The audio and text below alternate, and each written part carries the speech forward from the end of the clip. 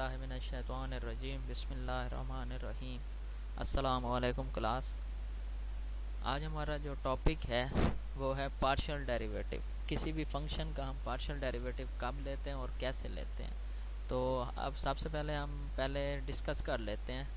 जब हमारे पास कोई एक फंक्शन जिसका इंडिपेंडेंट वेरिएबल सिर्फ 1 होता था, तब हमारे पास जो डेरिवेटिव की डेफिनेशन थी वो ये थी, f dash of x is equal to limit delta x approach to 0 f of x plus delta x minus f of x divided by delta x।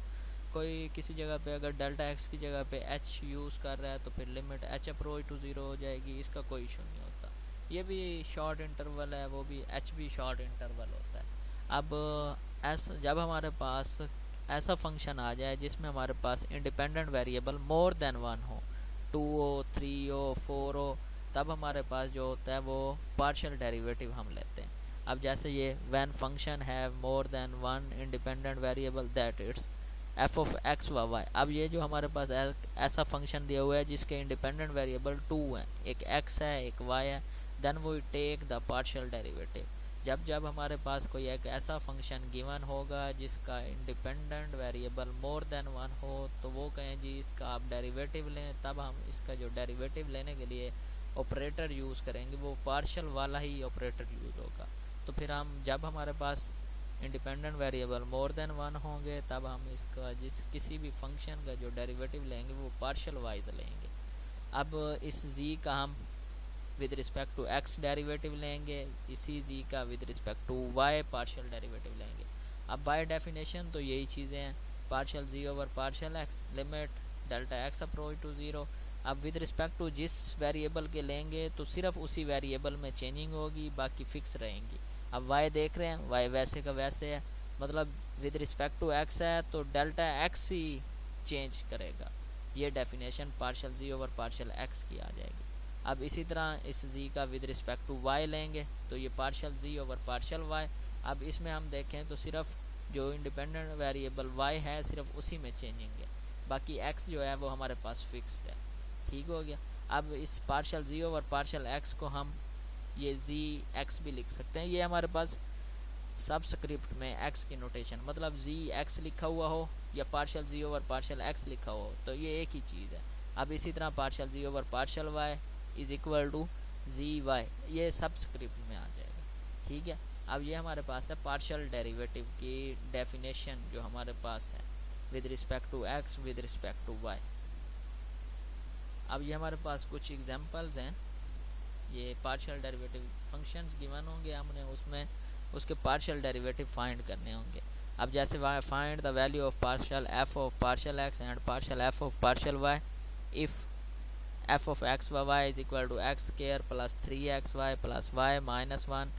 तो ये हमारे पास एक ऐसा फंक्शन है जिसका इंडिपेंडेंट वेरिएबल मोर देन 1 है, तो इस फंक्शन का जो हमने डेरिवेटिव लेना है वो पार्शियल वाइज होगा, जैसे partial f of partial x and partial f of partial y he find करना है। अब इस पार्शियल में हमारे पास बोथ साइड पे हम इसका डेरिवेटिव, अब हम यही बोथ साइड पे partial over partial x apply कर देंगे, ये हमारे पास हो जाएगा partial f of partial x। अब इस पार्शियल ओवर पार्शियल x मतलब डेरिवेटिव एक लीनियर ऑपरेटर है, तो लीनियर है मतलब x स्क्वायर पे अलहदा, 3xy पे अलहदा, प्लस y माइनस 1, इन सब पे ना पार्शियल अलहदा अलहदा अप्लाई हो जाएगा। अब जब हम x स्क्वायर का पार्शियल डेरिवेटिव लेंगे तो वही डेरिवेटिव का रूल, पावर रूल जो है, पावर शुरू में पावर में कमी इनटू डेरिवेटिव ऑफ बेस, तो ये पावर शुरू में पावर में कमी इनटू डेरिवेटिव ऑफ बेस, इसकी बेस x है तो इसलिए इसकी जो बेस का डेरिवेटिव वही पार्शियल ओवर पार्शियल x हो गया।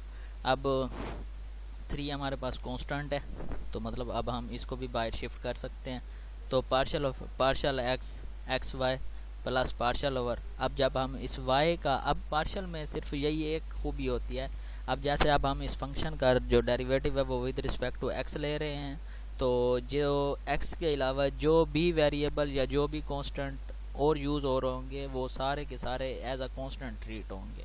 अब जैसे अब हमारे पास y है विद रिस्पेक्ट टू x, तो उधर तो हम इसको लिखते थे dy बाई डी एक्स, लेकिन पार्शियल में जब हमारे पास विद रिस्पेक्ट टू x के अलावा x के लिहाज से सिर्फ 1 होगा, बाकी कोई और वेरिएबल का विद रिस्पेक्ट टू x जो होगा वो डेरिवेटिव 0 होगा।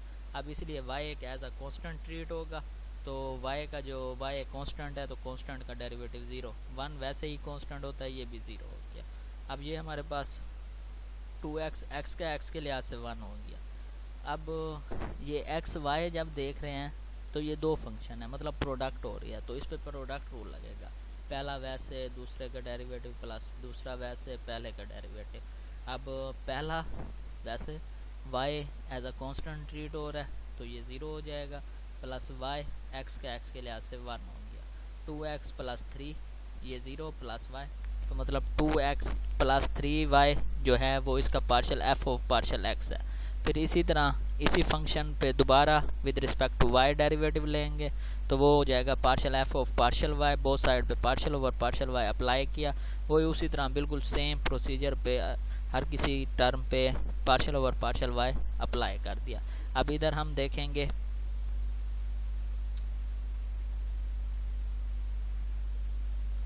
हाँ जी, अब वो 3x प्लस 1 हो गया, मतलब